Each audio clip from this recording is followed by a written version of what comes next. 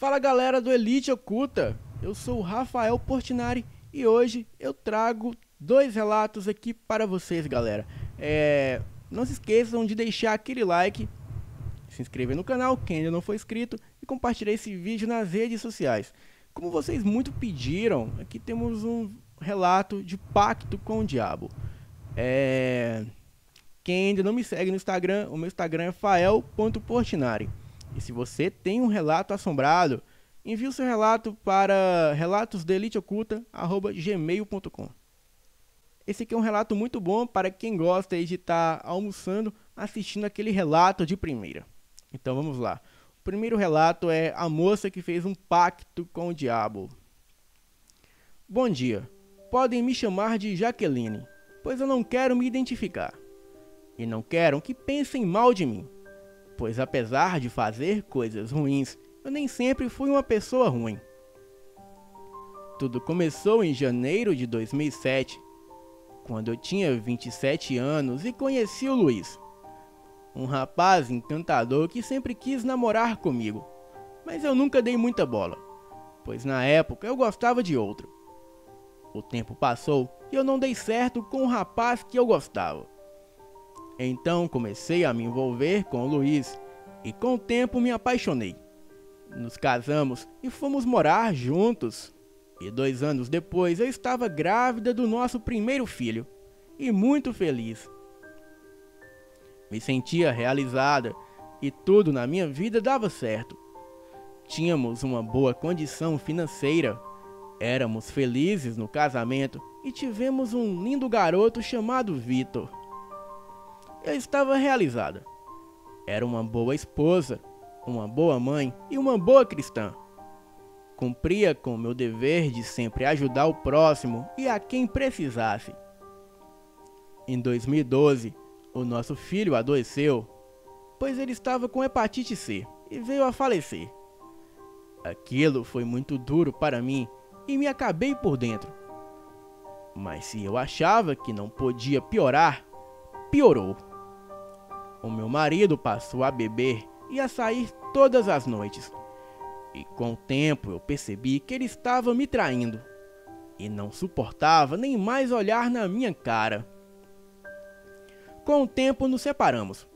E eu recusei a dar o divórcio a ele.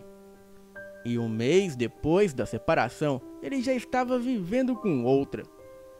Eu juro que pensei várias vezes em tirar a minha própria vida. Mas resolvi recorrer à magia negra. Fui atrás de vários pais de santo e fazia amarrações para o Luiz. Mas parecia só piorar as coisas, pois depois dos trabalhos, ele começou a tomar ódio de mim, assim do nada. Paguei um quimbandeiro bem conhecido para fazer um trabalho pesado, mas não surgiu efeito. E dias depois, eu descobri que a nova mulher dele estava grávida de gêmeos. Eles tiveram os filhos e já eram uma família grande e feliz. O maldito nem lembrava que tivemos uma vida juntos, um filho e éramos felizes. Então, decidi eu mesma recorrer à magia, a algo muito mais pesado. Decidi recorrer a um pacto com o diabo. Bem, esse pacto eu aprendi no livro negro de São Cipriano. Peguei uma foto do Luiz e levei a uma encruzilhada de mata à meia-noite de quinta para sexta-feira. Atrás da foto, eu escrevi o meu pedido que dizia o seguinte: eu quero que a vida do Luiz não tenha sentido sem mim, e que ele seja meu e de mais ninguém. Enterrei a foto no centro da encruzilhada, e ali também eu deixei a cachaça e algumas velas, metade vermelha e metade preta. Me virei de costas e fui até o carro sem olhar para trás.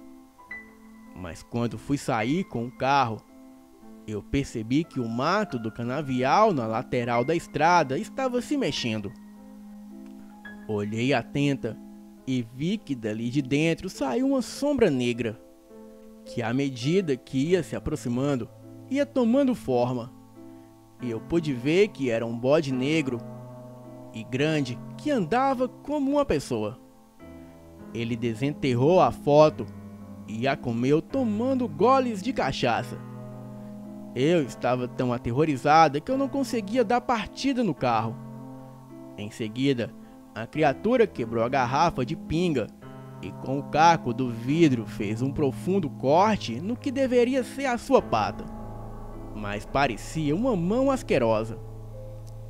E na mesma hora que ele fez o corte em sua mão, eu também senti um corte na minha mão. Sangrava e doía muito. Mas o bode foi lambendo o sangue da mão dele, e o sangue da minha mão foi sumindo. Era como se, de alguma forma, ele estivesse tomando o meu sangue, mesmo muito distante de mim. Recuperei os sentidos e arranquei com o carro. Fui embora dali cantando pneu e deixando muita poeira para trás. Uma semana depois, eu recebo uma ligação de um hospital. Luiz estava no carro com a mulher e os 2 filhos, e um outro carro colidiu com o carro deles. A mulher e os filhos morreram na hora, e o Luiz foi parar no CTI. Bem, como eu ainda era casada no papel com ele, o hospital me ligou avisando que eu fosse cuidar dele, e assim eu fiz. 2 meses depois, o Luiz recebeu alta. Porém, ele ficou tetraplégico e não fala. Ele só tem reflexo e é alimentado por tubos. Eu não consegui contato com ninguém da família dele. E sou condenada a cuidar dele para sempre. E quando eu contei a ele que havia sacrificado a minha alma para tê-lo, eu pude ver uma lágrima escorrendo dos seus olhos. Bem, eu não queria que fosse assim. Mas assim como pedi para o diabo, ele me deu. Pedi que a vida do Luiz não tivesse sentido sem mim. E que sem mim ele não viveria. Nada do que eu fiz tem justificativa. Mas também nenhum homem tem o direito de brincar com sentimentos alheios. Boa noite. Vamos aqui para o segundo relato. A criatura no banheiro. O meu marido e eu tivemos muitas experiências com o inexplicável. Nós nos mudamos para o nosso apartamento no dia 1º de agosto de 2001. E nós sempre sentimos algo de estranho nesse lugar. E a primeira vez que algo aconteceu foi depois de 2 meses, numa quinta-feira. O meu marido estava trabalhando até mais tarde, como sempre. Eu tinha chegado em casa, vindo da casa da minha mãe. Bem, eu tinha ido assistir TV e comecei a sentir algo de estranho, vindo do corredor. Eu decidi acender a luz de lá, pois o interruptor é bem no começo dele. Eu voltei para o sofá e assim que eu me sentei nele, a luz do corredor começou a acender e a apagar. E dava para ouvir o som do interruptor se mexendo. Eu podia ver de onde eu estava sentada o interruptor ligando e desligando. E isso durou uns 10 segundos. Eu fiquei simplesmente apavorada. E o pior era que eu estava sozinha em casa. E depois que o meu marido chegou, ele me acalmou, tentando me convencer que era só um problema elétrico, mas eu sei que não era. Desde então, às vezes quando eu estou no chuveiro, que fica de frente para o corredor, eu vejo alguém sair do quarto e ir para a sala. Então eu chamo o meu marido achando que era ele, e ele sai do quarto. O meu marido começou a notar que os nossos 2 gatos ficavam miando para o corredor e para a porta do banheiro. A nossa gata, Mimi, ficava arranhando a porta e o carpete debaixo da porta, sem motivo aparente nenhum.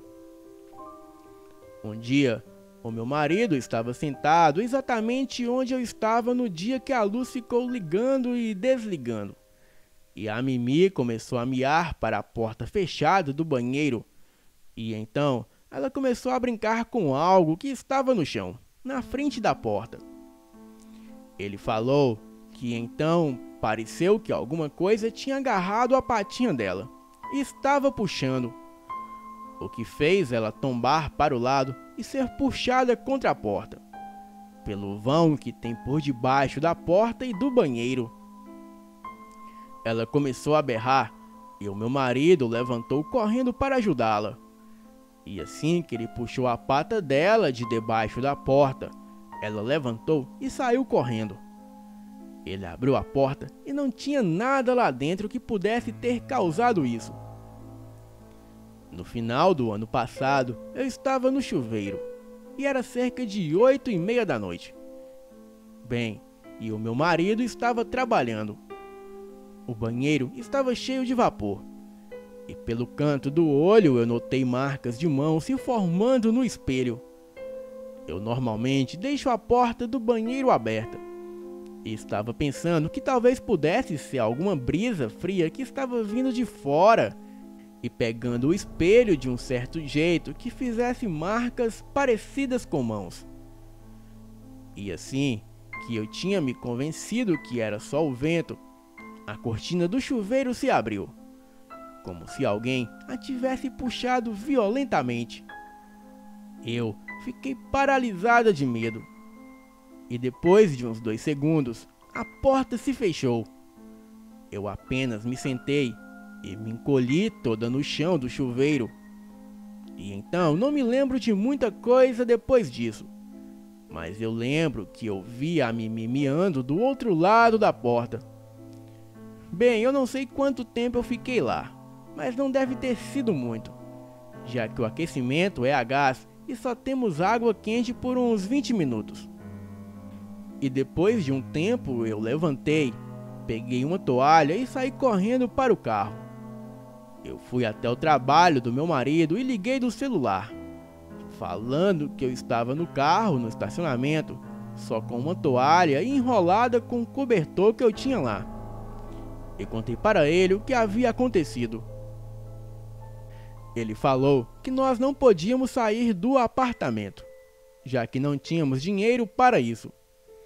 Então, agora eu me recuso a ir para casa depois do trabalho antes que ele chegue lá. A única coisa que eu sei sobre esse lugar é que lá era uma casa e pegou fogo. E depois disso, usaram o terreno para construir o nosso prédio. Mas pelo que me falaram, ninguém morreu no incêndio. Bem, eu não tenho ideia do que pode ser que tenha aqui em casa. Porém, eu morro de medo de ficar sozinha. Boa noite. Bem, galera, esses foram os 2 relatos de hoje. E você que tem um relato assombrado, envie para o e-mail do canal, relatosdeliteoculta@gmail.com. Você ainda que não me segue no Instagram, o meu Instagram é fael.portinari. Deixem o like, compartilhem esse vídeo nas redes sociais. E você que ainda não é inscrito no canal, não deixem de se inscrever. Lembrando que hoje, às 20 horas, tem vídeo aqui no Elite Oculta. Então, nos encontramos mais tarde. Boa noite.